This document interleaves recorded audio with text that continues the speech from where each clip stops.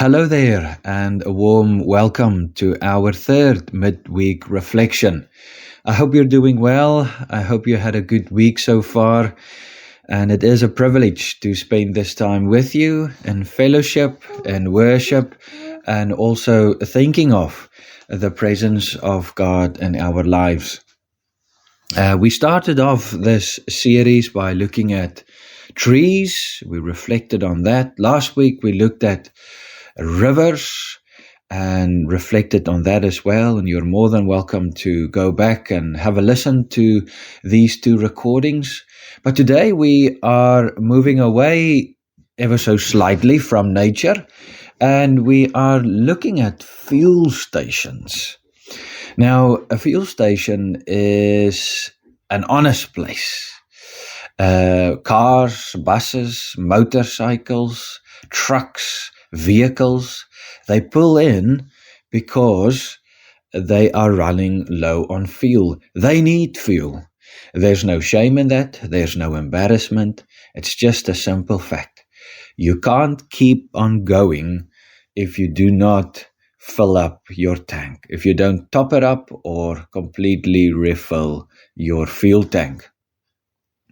Now, if we think of people aren't always that honest, because you see, we like to push ourselves. We like to pretend that we're fine. We want to and try to keep on going because we do not want to disappoint anyone. But if we think of the Bible and we think of the Old Testament, there's a character that springs to mind, a prophet by the name of Elijah.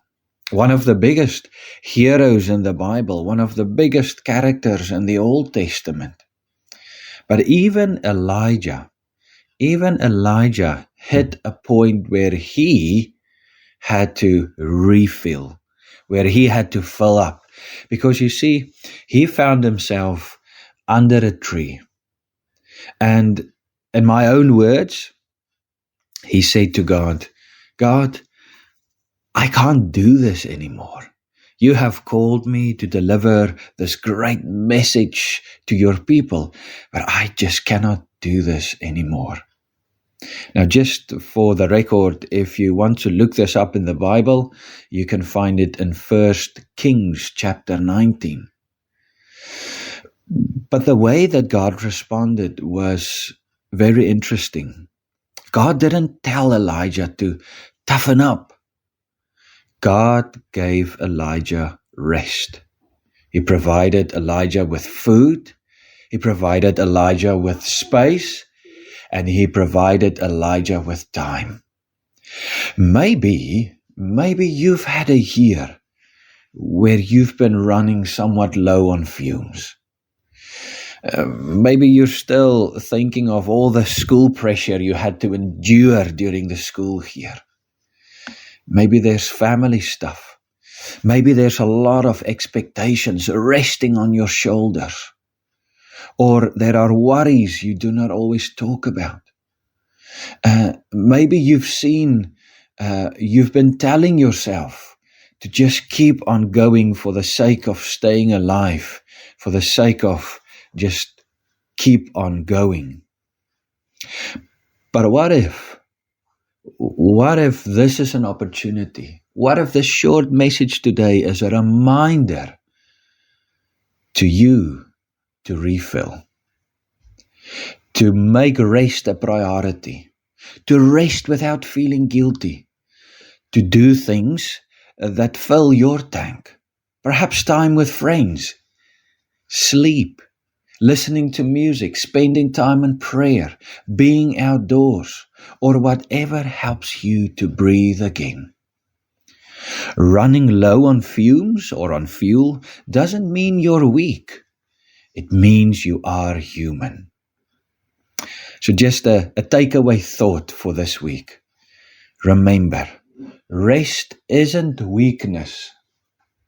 It is wisdom. Rest isn't weakness. It is wisdom. Let us pray. Loving and gracious God, thank you that your Bible, your word teaches us that it's important to rest, to recover, to recharge. Even the big heroes of the Bible needed rest, needed somewhere that they could recover and recharge.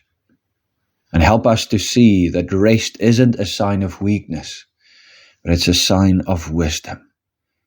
And help us, Holy Spirit, to look after ourselves so that we may become vessels to share your goodness and your grace to others.